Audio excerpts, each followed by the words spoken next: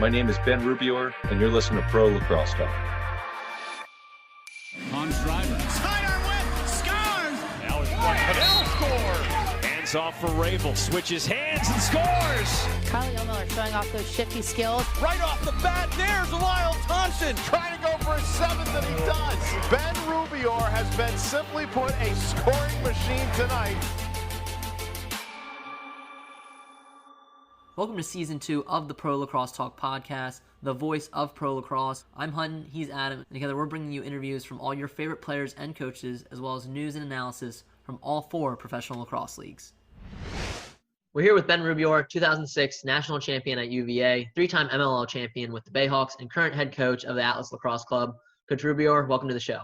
Thanks so much for having me. No, we appreciate you joining us. Before we talk a little bit about the Atlas, though, let's talk a little bit about your early playing days. Your dad played at Brown, so talk us about growing up in Baltimore and playing lacrosse at Loyola Blakefield. Yeah, so I was from Harford County, a town called Jarrettsville. My dad introduced me to the game, took me to the 1992 national championship game, fell in love with it, and he was a guy that went to Loyola Blakefield. And I followed in his footsteps, and feel like I had some really, really great coaches along the way. Learned the game the right way, and one thing that I always took, especially from my father, was to just ride hard. Is that those little plays that sometimes don't end up on the stat sheet are the ones that often lead to wins. And had a great experience growing up, developed a passion for the game, and now I get to make it a career. Yeah, and you certainly made it a career on the field as well. You started your college days down in Charlottesville at UVA, had an awesome career with the Who's, ranked 5th all-time in career goals for Virginia, 212 career points. Talk to us about the decision to make it down to UVA. What really went into that? And we'd be remiss if we didn't talk about that 2006 national championship as well. Yeah, that decision was one that, I think the process was a little bit different. We used to take official visits. I went down for a visit there, spent the day with Dom Starsia and his family. And Dom was a guy that my dad played with at Brown, so they overlapped for a couple years. Virginia wasn't necessarily my top choice, but when I went down to visit, it just was a place that I could see myself. And I felt like Dom was a guy that I thought had things in perspective while he worked as hard as anyone, while he had extremely high expectations for us. I think he was a guy that was a good person first, and was a guy that I certainly wanted to play hard for, and it was an easy decision, and had an awesome time down there. Met my wife. Feel like we played some good lacrosse, and as you guys mentioned, had a great season in 2006. Let's talk about that game a little bit. I think that's arguably one of the best national championship squads in history. You had player of the years all over the field then, and I think Kip Turner, I was a goalie, so I was biased, I guess. I think Kip could have been goalie of the year that year, but talk about that championship and with that group of guys. Yeah, that was a team that I think was kind of born of the disappointment of 2005. We had a good season in 2005.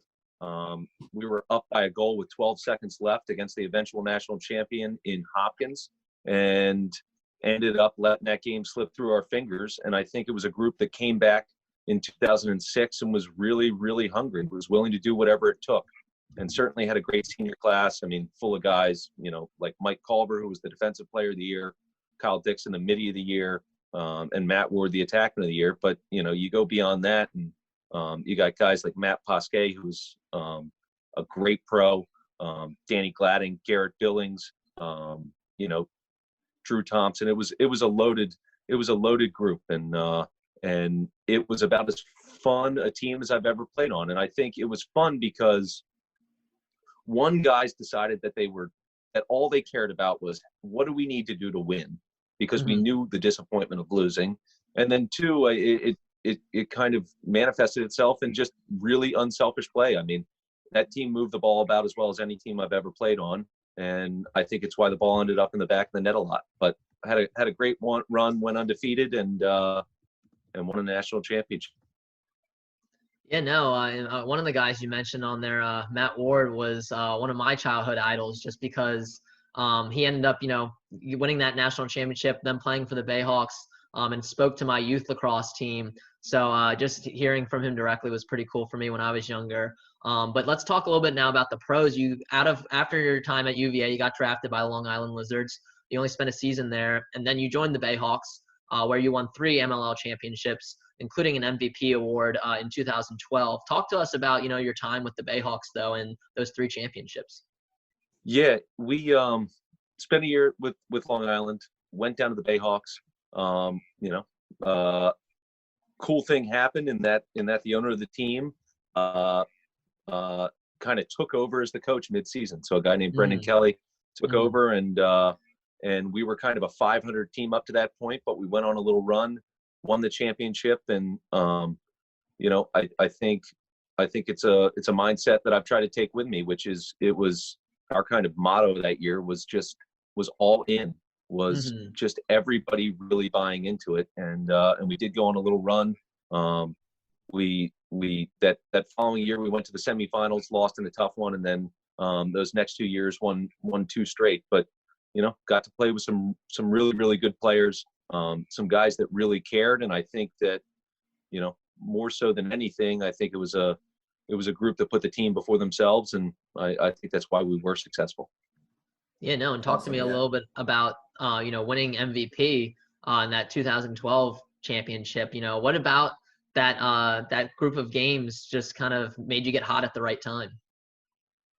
Yeah, I think it was for me it was the off season leading up, and I think that as I kind of look at our current team, and not to get ahead of ourselves, I think that when you decide that you are going to fully commit and really put the time in, I think that you end up finding success, not necessarily during the season, but in the work that you kind of put in the off season. And that off season leading up to 2012 was one where I decided I was going to make lacrosse a full-time career. I started coaching and playing at the same time. And I really, I got my body in a position to kind of put up with the grind of the season. And by the time we got to the playoffs, I still felt fresh and ready to go. And, it didn't hurt that we had guys like John Grant Jr. and Casey Powell, some guys that really did some great things and, took a lot of the attention. And, I'd say that being a left-handed attackman's about as good a spot as you can be in, and that you end up on the end of a lot of plays. And so ball went in the net, got hot on that weekend, and team had success and won the MVP that year, which was pretty cool. You mentioned starting your coaching career around that time. Let's go into that a little bit. What really interests you in getting on the sidelines and starting at St. Mary's? Yeah, so Dom Starsia gave me a chance. I took a 5th year down in Virginia, did a little master's program, gave me a chance to help coach. And so I was helping out with the team as kind of a volunteer, and then I was teaching lessons. And to be honest, it was kind of in teaching the lessons that, one, I felt some real reward in that I saw guys getting better, and I was like, man, this is kind of cool. And not that it was all credit to me, but just watching kids who are already growing, just getting bigger, faster, stronger, but also seeing their skills improve and then seeing them have success on the field. I took a step back, and I was like, I was working in finance at the time, and I decided, you know what, this is something that gets me excited, that energizes me, that keeps me coming back. So I decided to take an assistant coaching job. Right around that time of that 2012 season, I actually went down to Tallahassee, Florida, spent a season down there as an offensive coordinator. And then I was working a camp out in California, and I was working with a buddy named Trey Whitty, who's now the head coach at St. Paul's, but he was the athletic director at St. Mary's. We were just doing a little two-man talk. So we were talking about picks and rolls and slips. And afterwards, he came up to me and he goes, "That was really good." He goes, "You ever thought about coaching?" I go, "Yeah, man, I would love to coach." So went down and interviewed at St. Mary's, took that job, had a rough first season. It was trial by fire, but started putting together a coaching staff, ended up hiring one of my best friends and one of the best young coaches that I know, this guy, Joe Thompson. And he and I kind of just put our heads down and grinded. And we had a great group down at St. Mary's. In 2015, we we had a up and down start to the season.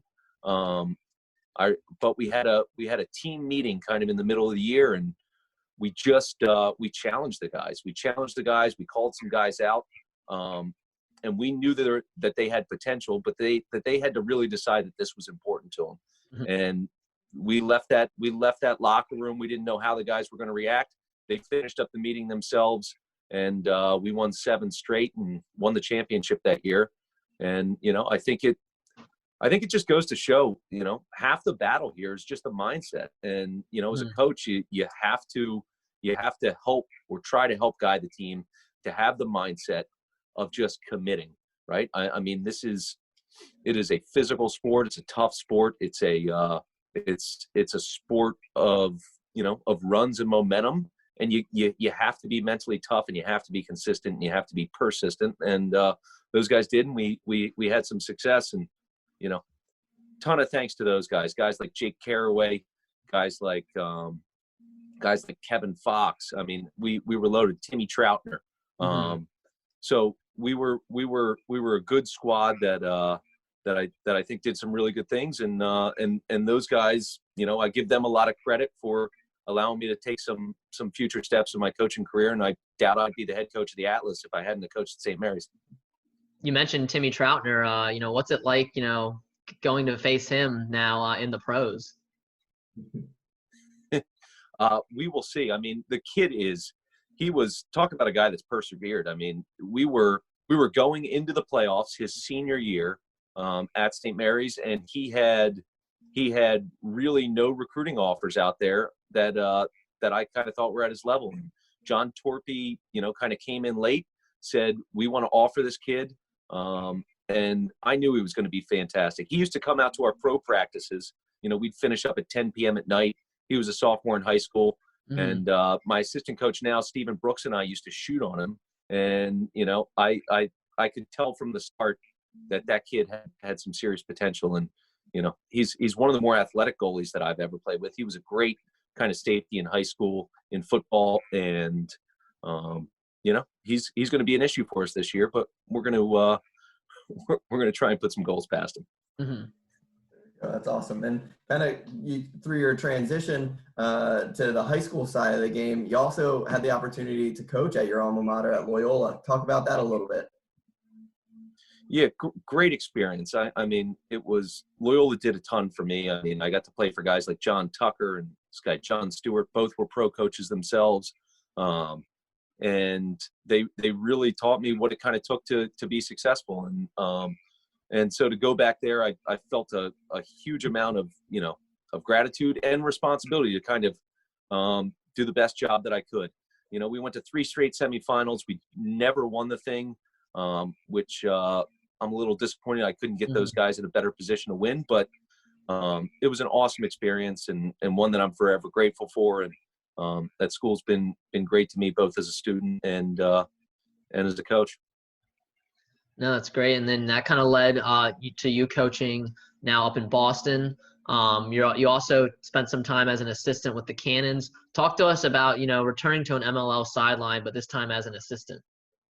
My wife is one of 12 kids from Massachusetts, so we moved up to be a little bit closer to her family. And the thread of Dom Starsia continues. I mean, he was the associate head coach. He hired me to be the offensive coordinator. It was a little bit of a rocky start. I mean, the team was kind of in last place the year before, they hired me. We had I think a 5-9 season that first year I was coaching. Don't feel like I did my best coaching job. And really, coaching is coaching and lacrosse is lacrosse. But I think I had to adjust my approach with these guys and actually realize that pro players do want to be coached. They want to be held accountable. They want to be told what the expectations are. And, I kind of had to find my voice with those guys. Had a better season last year, put up some serious points, and then obviously found myself, now as the head coach of the Atlas. But it's been a really cool experience. It's a cool experience because you got players with some really good ideas. They know what works for them. They know what has worked on teams. And it's cool, in my opinion, to take those ideas right? Incorporate them into some of the things that I like to do, and then being able to kind of adjust on the fly. And I think, you know, not that we make it that complicated. It's a pretty simple game, but, you know, it's cool kind of being a little bit more collaborative with these guys and trying to come up with a solution together. And then obviously holding them accountable to the things that we expect. And, you know, I expect it to be no different with the Atlas. That's great. So yeah, let's talk about the Atlas a little bit. What really intrigued you about making the jump to the PLL? And then secondly, let's talk about the moniker of you wanting to be the Bill Belichick of professional lacrosse. Where did that come about?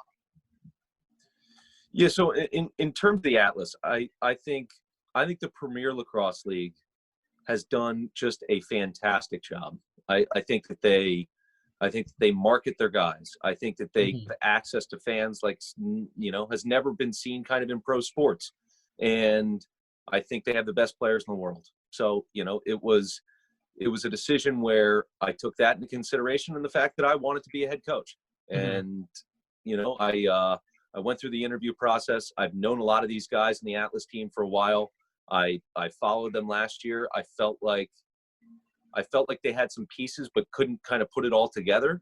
And I wanted that challenge. So ended up taking that challenge. And, you know, I know as part of the interview process, they'd asked me kind of what my goals as a professional coach were. And I did mention that I wasn't trying to necessarily publicize that.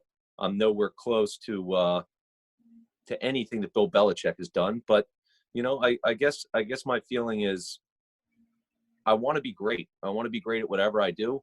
And I want to work relentlessly to put my teams in a position to win. And sometimes it works, sometimes it doesn't. But in terms of a guy to chase, I think he's a great guy to chase.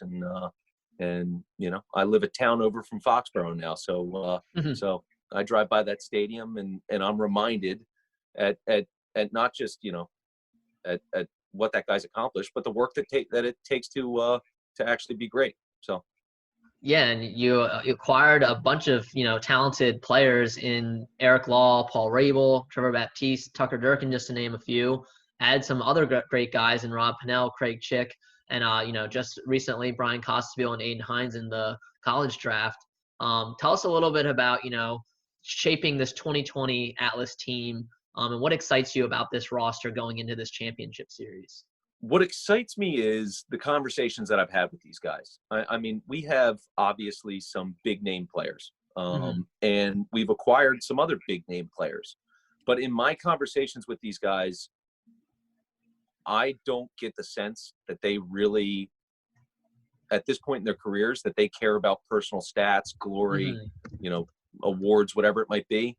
I really think that these guys are hungry to win. And, you know, I think it's about as competitive a league as there is.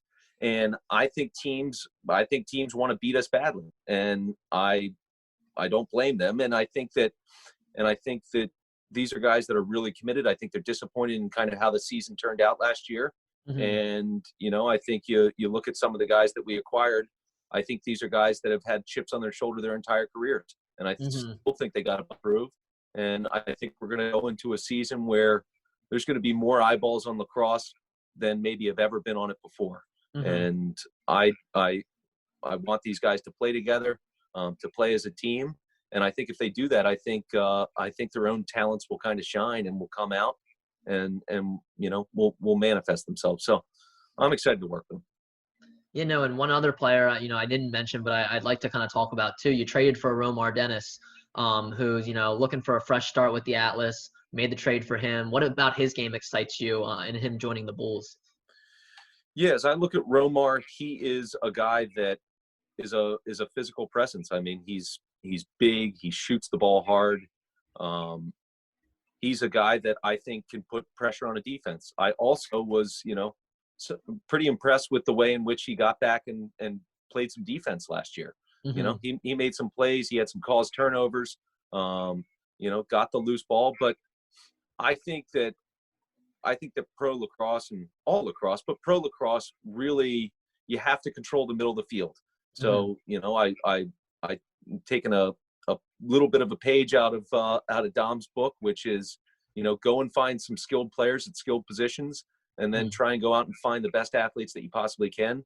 And Romar, to me, is one of the better athletes in this league. And, I'm hoping that a fresh start will be exciting for him, will reinvigorate him.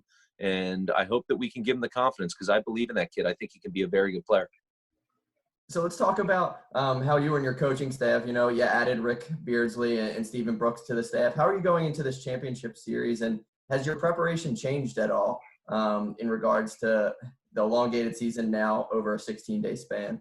There's definitely some changes. And I think that, as we were kind of doing our protected rosters and then preparing for the expansion draft, there was kind of one mindset of, hey, our roster is going to be 18 guys. We got to find the right pieces.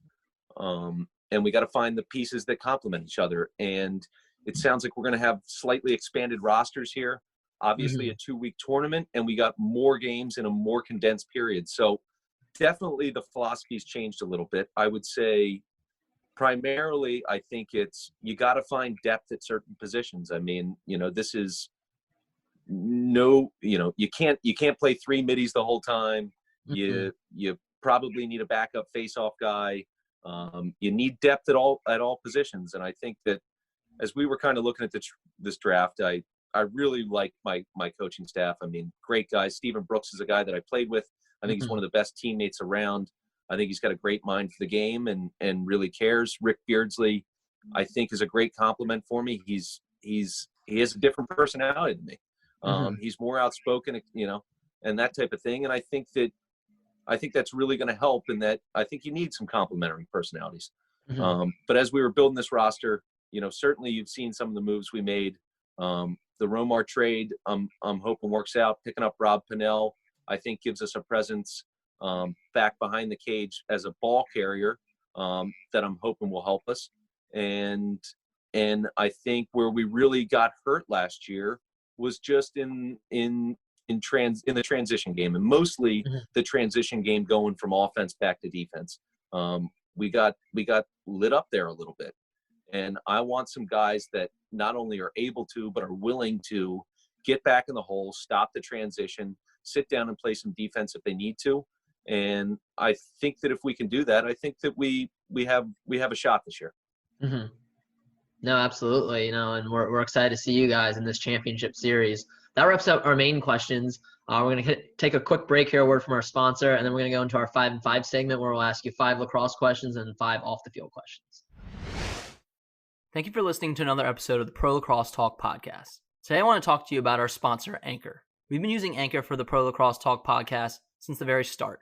Anchor gives you everything you need in one place, and better yet, it's free. They allow you to easily record and edit your podcast, and once it's published, they send it out to all the major networks such as Apple Podcasts, Spotify, Stitcher, and many more. They also connect you with advertisers so you can start making money from your podcast right away. So if you're thinking about starting a podcast today, download the Anchor app or go to anchor.fm to get started. Today, I also want to talk to you about Design Tree.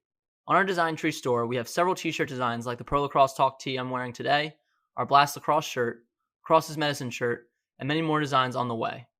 Design Tree is also home to hundreds of other t-shirt designs in the realm of sports and pop culture. To help support the podcast, please consider checking out our Design Tree store at dsgntree.com/pro-lacrosse-talk and grab a shirt today. All right, so welcome back. Now let's go into our 5 and 5 segment. I'll start off with the lacrosse questions, Ben. First one I have for you is, do you have any pregame superstitions or routines, and how have they kind of changed from your playing career now to being a coach? I burn hot. Even though I'm not the loudest guy, I burn hot. So I try and calm myself before the game. I like to listen to music. I like to either stretch or go for a walk. And I like to really kind of calm my mind and get myself in the zone of focusing on kind of what I think is going to happen in the game and what adjustments I need to make. And I think it's probably pretty similar to when I was a player. Awesome. And then number 2, what has been your favorite venue to play lacrosse at or coach at? I think you can't beat Klockner. I mean, Klockner Stadium down at the University of Virginia is about as good as it gets. I think if you got a great grass field, I think it's better than turf every time. And seeing that hill packed on a nice spring day there's not much better. I had a feeling that might be your answer. That's a lot of Virginia alums' answers, and I don't think you can go wrong with that answer. Number 3, what is your toughest matchup when you were a player? Like in terms of going up against somebody. I'd say it's between 2 guys. Mike Culver in practice each day was a real bear to go against, and Sid Smith my senior year got the best of me, and we lost in double OT in the semifinals. So I got to give a little shout out to Sid Smith. And then number 4, who's a coach that you kind of leaned on as a mentor during your career? Yeah, I mean, a lot of guys. My father, Dom Starsia, John Tucker, John Stewart, Dave Cottle, number of guys. Feel like I played for some of the best coaches to ever coach this game, and those are guys that I've taken pieces from each and tried to put them all together. No, awesome. That's a Mount Rushmore list right there of coaches. Number 5, if you could suit up again with one of your past teams, college or pro, which would it be? I would say 2006. I'd like to play until we lose. I'd like to see that team as a pro team. No, I know that we talked about earlier, the roster of guys, that'd be incredible to watch again, them in their prime. But Adam, with the off-the-field question, do you want to take it away? Yep, sounds good. So since you're a Baltimore guy, what's your favorite spot to go when you're back home? I really like Woodbury Kitchen. I'm a little biased. My wife cooked there for a couple years. So Okay. Woodbury Kitchen, farm to table, delicious food, menu changes every time. It's awesome. Sweet. Number 2, what are some hobbies or activities you enjoy doing when you're not coaching?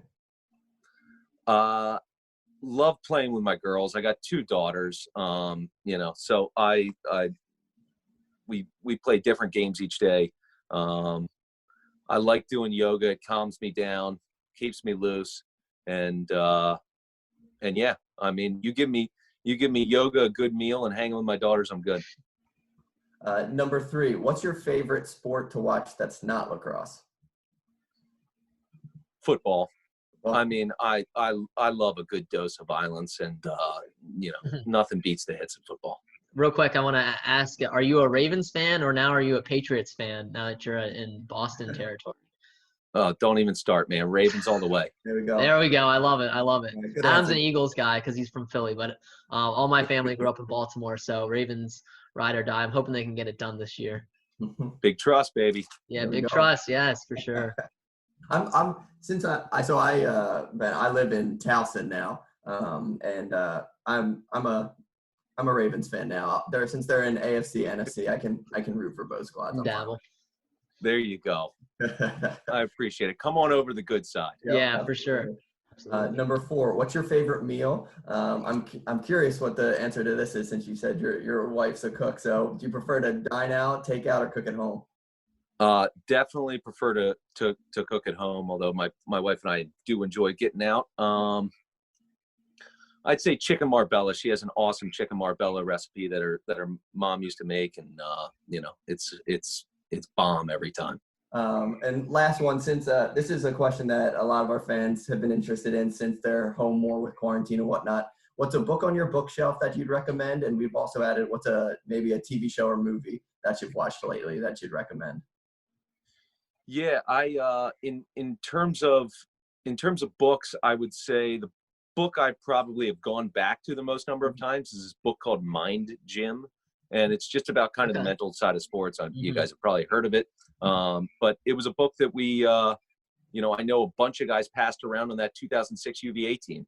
And, I think that it really gave me a different perspective on kind of how to approach sports. And it's one that I check in with. And what I like about it is it's one of those books that you can just pick up, flip to a page, read the page, and, you can get something out of it. So that's when I check in with a decent amount. I've been watching a lot of TV, unfortunately, but I would say been real into The Last Dance when I can stay up to actually watch it. Just finished up before the new season came out, Billions, and I was kind of into that.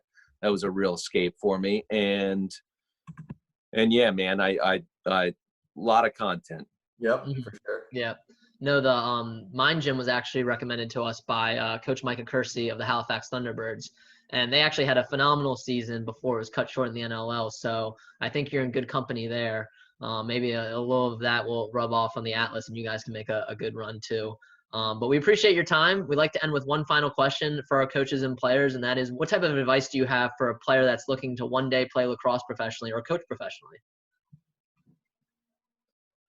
I would just say that the road is not straight. There are ups and downs, and don't get too high with the highs. Don't get too low with the lows. Just keep working at it. And I think that we have so many examples in this sport of guys that weren't necessarily noticed, weren't given the credit that they might deserve. And I think that, the guys that end up rising to the top are the guys that just stay at it, and stay at it when other guys give up. So I would just say, be persistent, be steady, have an even keel, and keep working. No, that's some great advice, I think, for anybody, really. We appreciate your time, Coach Rubeor. We are really looking forward to watching you on NBC this summer, and best of luck with the Atlas. Thank you. Go Bulls.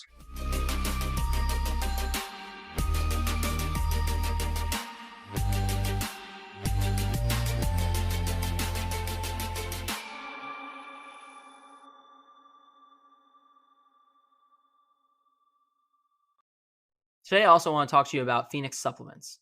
I started using Phoenix supplements after searching for a supplement brand that didn't use any unnecessary additives.